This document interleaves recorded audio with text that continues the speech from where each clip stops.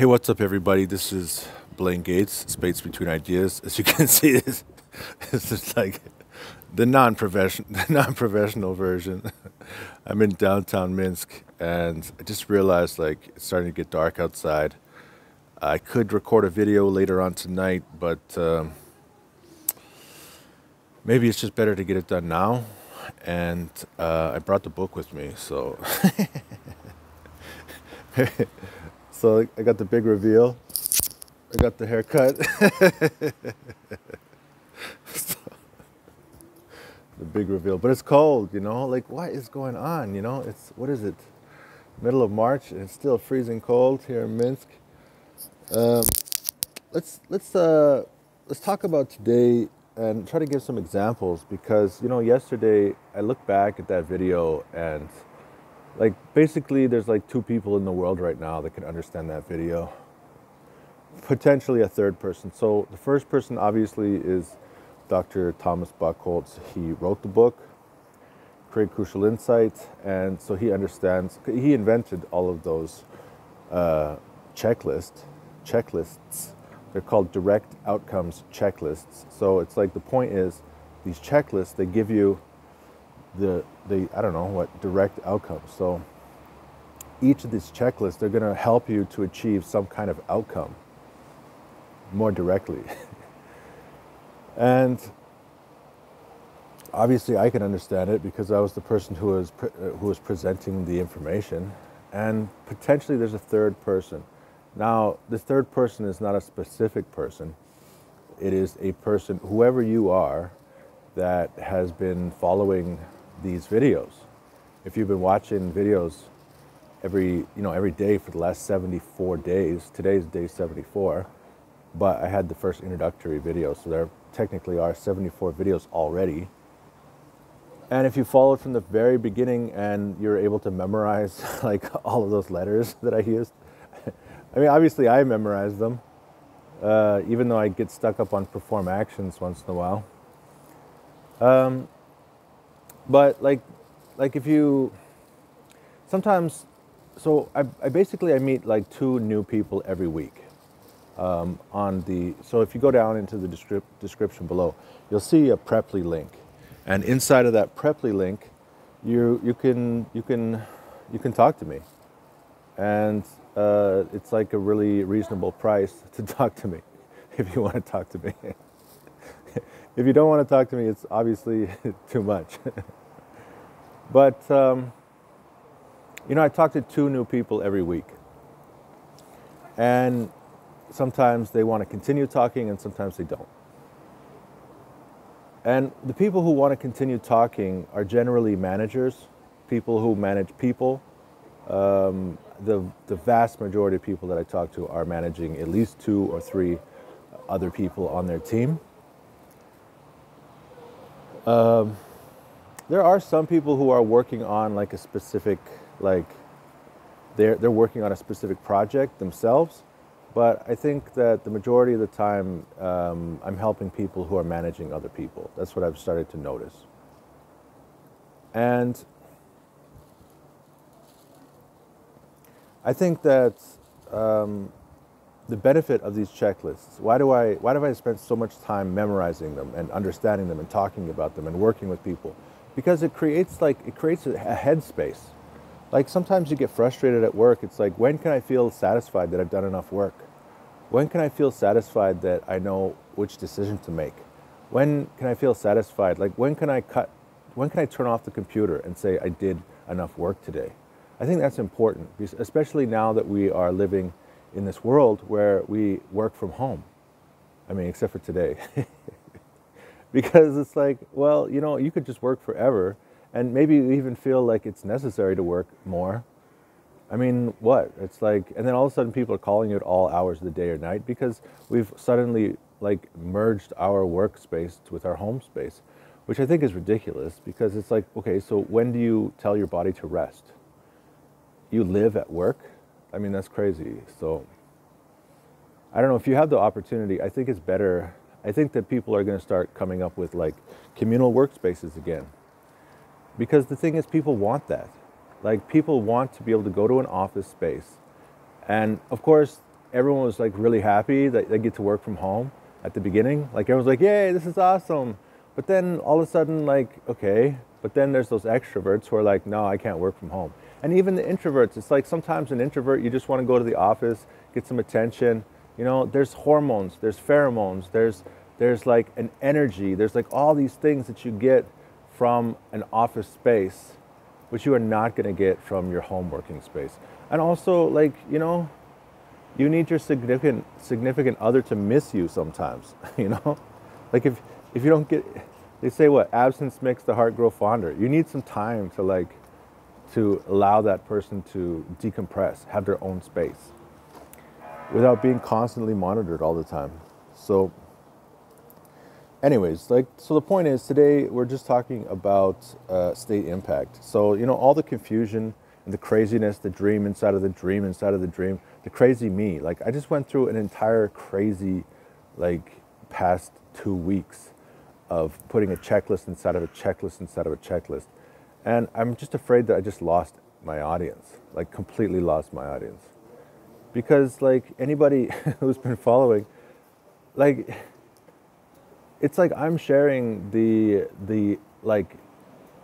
pinnacle of my personal understanding of these concepts.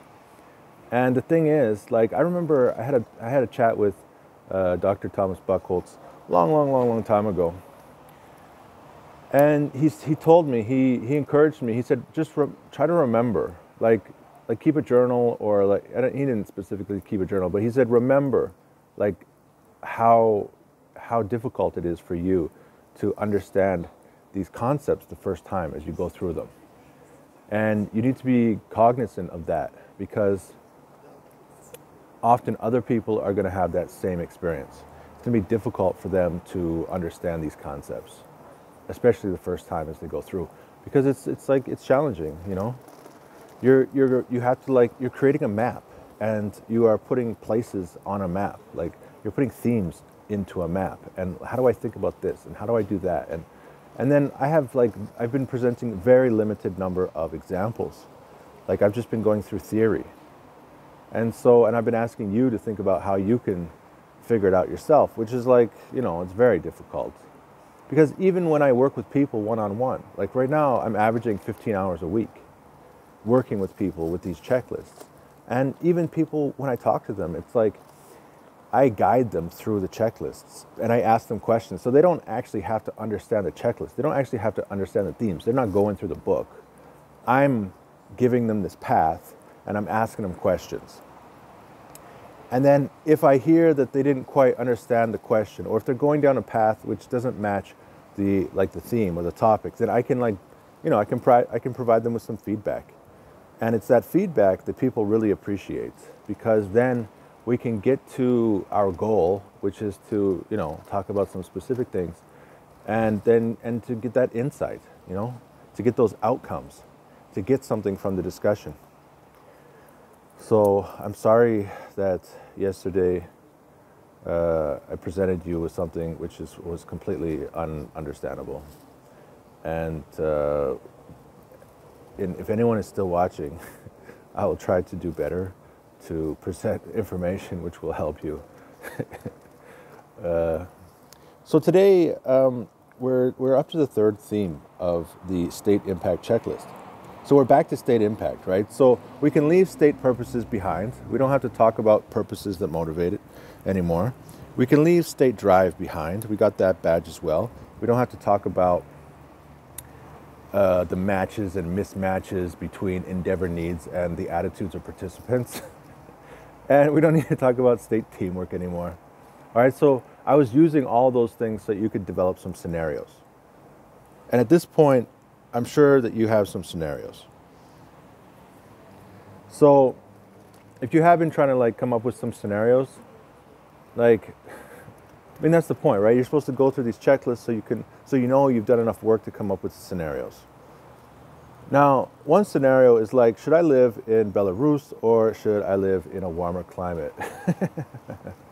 All right, so should I live here? Or the thing is, like, I work 100% online, so I can live anywhere in the world that I want.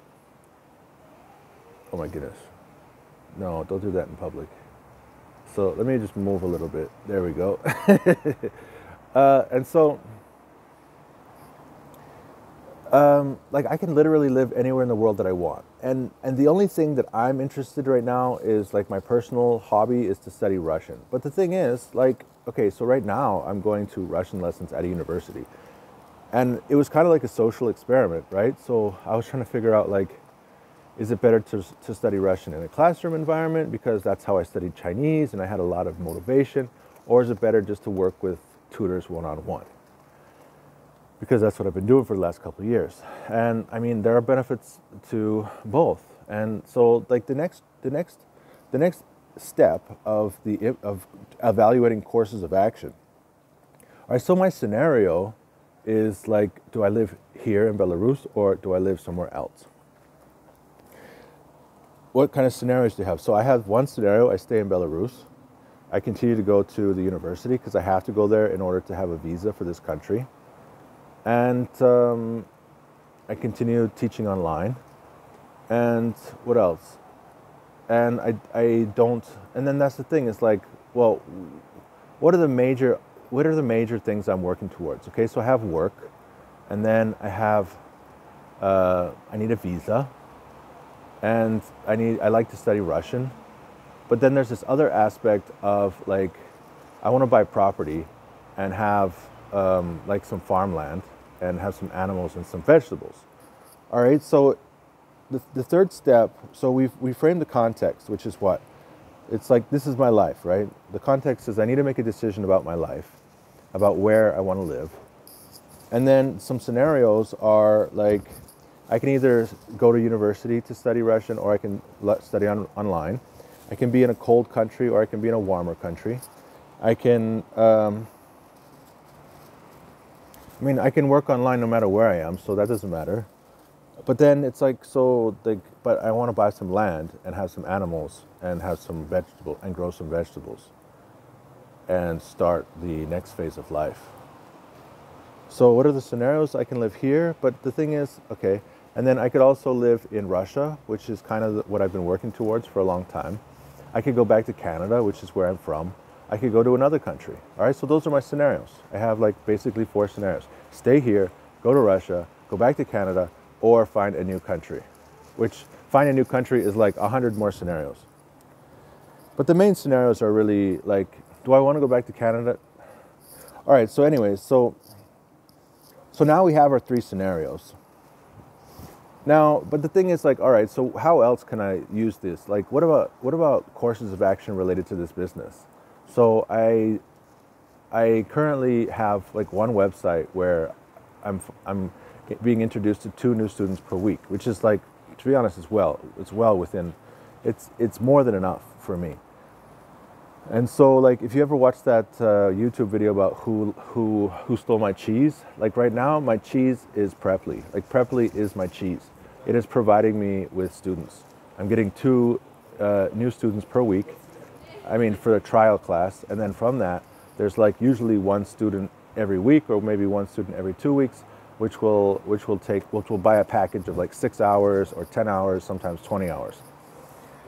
And there's like 4 or 5 people who have become kind of longer term.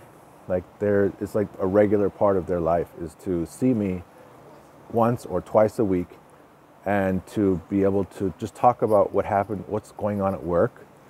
And then I will present some kind of checklist, and then we'll have a discussion, and then they'll come out of this discussion like with some clarity. They had someone that they were able to talk to, and they had some structure, and then they came up with some options for what they could do. All right, so this is like when I talk about developing scenarios, this is what's going on in these coaching sessions. I provide people with checklists. They come up with a couple of different scenarios. And once you got those scenarios, so that's what I'm saying is like, I'm not really ready to, I don't need to talk about my own business when it comes to developing scenarios, because I'm not ready to make some changes in my business. I don't need to make changes because right now I found some cheese and I can just focus on that cheese for now. If my cheese moves, if I can no longer access Preply, then I'll have to figure out how to find customers somewhere else. But at this point, I don't really have to think about that. But for you, it's like, you know, you got to, everyone's got some kind of situation that they're dealing with. And, you know, you don't necessarily have to go through all the checklists as I did yesterday to come up with some scenarios. You probably already have the scenarios in your mind without going through all those checklists. I mean, obviously with the checklists, and if you talk to me, we can go into much more granular detail and really break it down into like the small parts of the scenarios. So anyways, all that time, 15 minutes and 20 and 30 seconds talking about what? Developing scenarios. When today we're actually supposed to be what? Step number 3, find similarities. All right, so what are the similarities between you know, these different choices that I have, right? Well, the similarity is like what? I can study Russian here. All right, so one scenario is like, do I study Russian here? Do I study Russian in the university, or do I study Russian online? And the similarity is that I'll be, in any way, I'll be studying Russian. And the cost is relatively the same. The cost is relatively the same. Obviously, the language is the same. Living in Belarus or living in Russia, so the environment is generally Russian, so that's the same.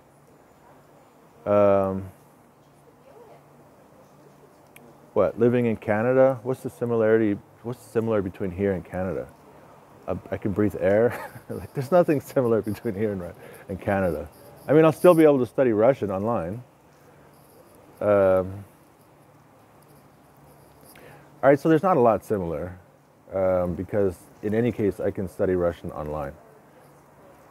The environment is the same between here and Russia. The cost of living is relatively the same between here and Russia. Yeah, so that's about it. Now, that's the thing, is like sometimes you won't be able to come up with too many similarities. But I mean, all right, so if you're a manager and you're managing a couple of different people, then it could be useful. So if you have 2 people that are working on some, you know, with some proposals, or if you have a couple of different providers and you have the proposals from the providers and you have a meeting, and you're having like a meeting with people who would need to make a decision about these providers, then today's step is step number 1. Okay, so guys, let's put our heads together and let's find the similarities between the proposals. All right, let's make a list of all the similarities. All right, so with whatever your decision is that you have to make, go ahead and, I mean, because if you made that big, huge like Excel spreadsheet with like all of it, like all the details that I went into over the last 2 weeks, then, you know, it took you a long time to make all of that. But then at the end of the day, you eventually have to like just pick specifically the elements which are related to the decision you're trying to make. And if you want to check people's understanding of, like if you have more than one person on your team and they want to talk to each other, then you want to make sure everyone understands all of the elements of these different proposals.